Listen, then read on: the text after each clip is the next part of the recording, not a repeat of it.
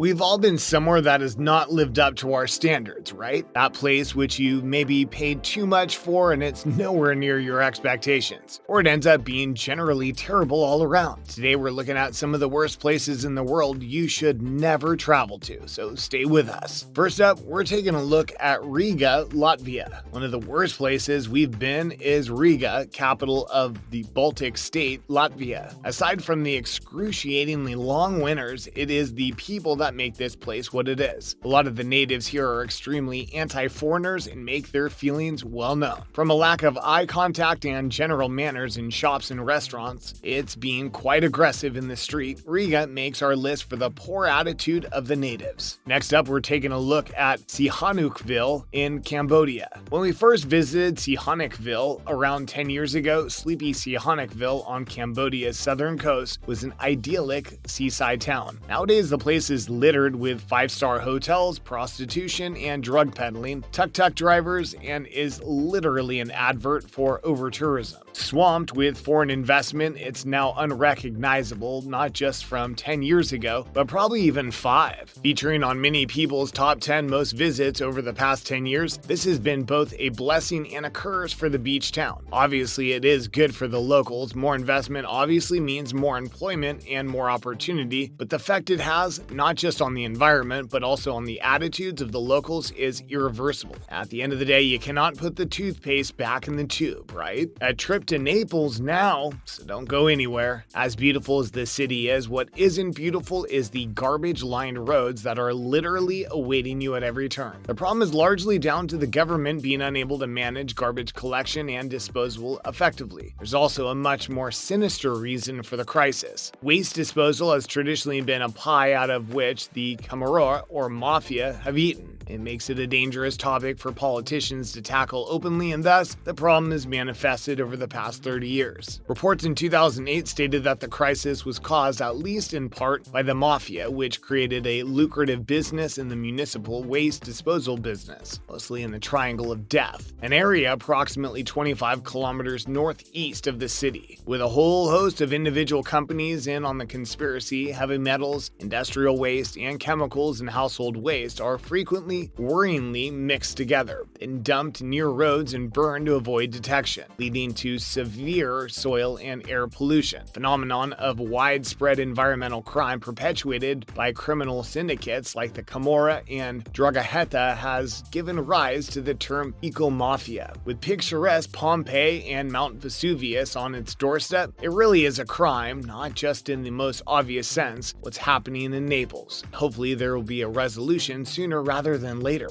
You ever been to Naples? What did you think? Next, we're heading to Asia, so stay there. There are many beautiful places in the Philippines. Manila is not one of them. Driving through this mega city, you only have to roll down the window to smell the intense pollution. That is, if you're lucky enough to actually be moving. Manila has some of the worst congestion problems on the planet. Driving from the airport to Tagaytay, it took us an hour to even clear the surrounding area of the airport, a distance of less than 5 kilometers. There's also intense poverty in the city, something which adds to the problem of begging and petty crime. We do not want to put you off the idea of heading to the Philippines, but whatever you do not stay in the capital. We're off to Bruges next. There is no denying it. Bruges is a beautiful city. The problem we had with the northern Belgium city was the endless boredom suffered whilst visiting the place. Don't get us wrong, there are bars and cafes and other cultural things to do, but there's nothing here that is any different from much better places in the area. Amsterdam and Paris, just to name a few couple, both within a 3-hour drive. Not to mention the weather. I mean, a coastal city on the English Channel is not expected to be St. Tropez,